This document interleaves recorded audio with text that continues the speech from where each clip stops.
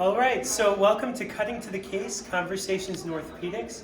I'm Cameron Sabat, Georgetown third-year medical student, and I'm joined here today by Dr. Ilse Degreef, who is a prolific hand and elbow surgeon and has academic leadership at KU Leuven as a full professor and MD PhD, and has pioneering work in Dupuytren disease. So thank you so much for joining us today.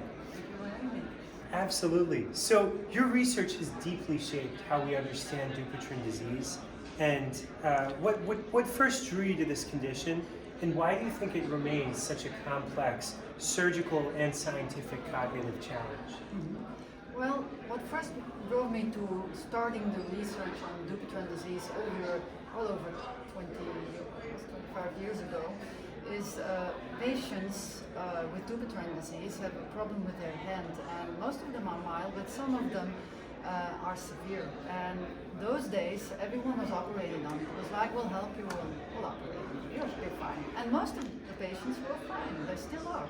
But some don't do well at all, and they even lose their complete hand function. And what I remember a specific moment when my mentor those days was talking to a patient that had the terrible result. He was operated over 10 times, and his hands were like this, and they were just moving. You could see them contract. And he said, well, there's not much I can do. And he left. And I was with the patient, and he said, you can fly to the moon, and you can not help me? What's going to happen? And I said, I don't know what's going to happen. It's really difficult. And that inspired me to start doing something to identify those patients at risk and to improve the treatment options for those patients. Absolutely. And you know, about that, you've been surgeon-in-chief at Leuven and a professor at KU Leuven. And so given all of these interests, how do you balance the demands of that clinical practice and teaching and research across those 2 decades? Well, over 2 decades. Yes.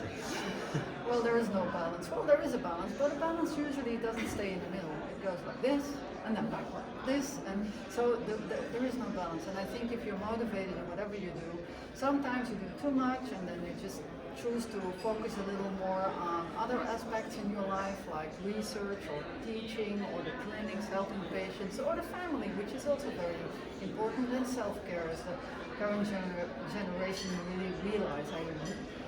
We as a, well, starting to be a little older generation have the idea of just work like crazy until you drop dead or you don't. And then we have the young people that say there should be a balance, and you could discuss with that, or you could just listen to it and realize that that actually is what life is. So it's a puzzle, and the balance is never in the middle. It's just switches. Yeah. To the left and to the side, and just look at your successes, what you achieve, and leave your frustrations that you cannot help a little bit behind. And quite ironically, that is the healthier approach, is to take that unbalanced sense of balance, I guess, as you say, because you're no longer fighting to keep everything even. I really like that approach. Serenity prayer. Yeah. You have to you have to have the force to accept what you cannot change, and the knowledge wait, I'll take that again. So you have to have the wisdom to what? How is it the serenity prayer again? Actually, I have it here. I'm out of balance now. God grant me the serenity to accept the things I cannot change, courage to change the things I can, and wisdom to know the difference. To make the difference. That's it. Yes, yes, absolutely. And about wisdom, my final question, and I ask this of everyone, you've trained and mentored many residents and fellows. What qualities do you look for in the next generation of hand surgeons, many of whom are watching this podcast right now? And what do you hope they carry forward from your work?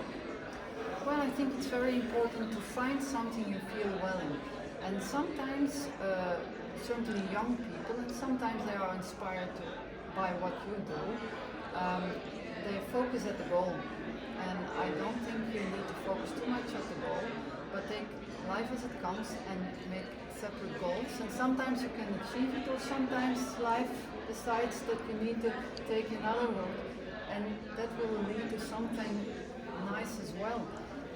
As long as you are motivated, you use your brains, you use your energy, and you just keep on going. And then I give the example always that I used to want to be a pilot, a professional pilot. I was not going to be a doctor at all.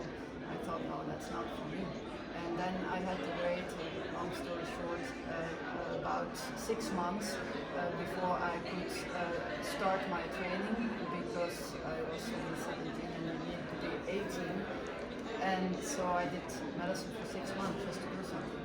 And I succeeded, and I became interested, and then all of a sudden you become a doctor without not realizing it. And then steps on later I became an orthopedic surgeon and an hand surgeon. But those are coincidences in life. And some students come to me and say, I want to be a hand surgeon, I want to be an orthopedic surgeon, but what if I don't get selected?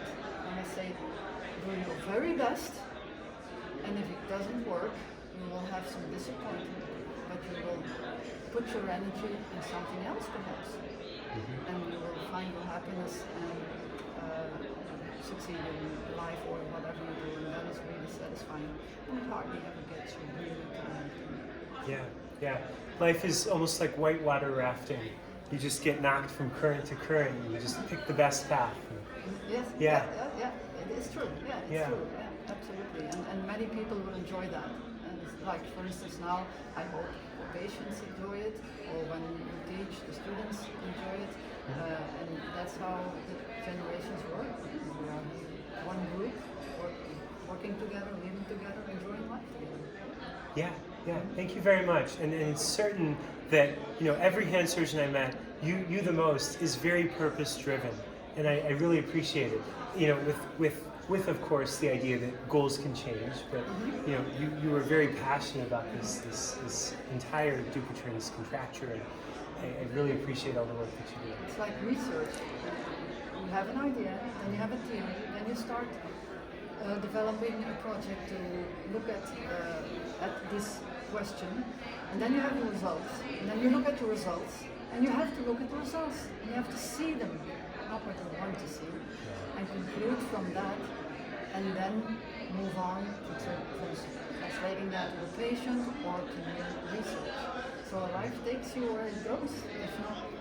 If we knew what we were doing, it wouldn't be called research, right? And if we knew where we were going, it wouldn't be fun. Yeah. So, absolutely. Well, thank you very much for joining today. Thank you. I appreciate it. And this has been Cutting to the Case, Conversations in Orthopedics with Cameron Sabat. Signing off.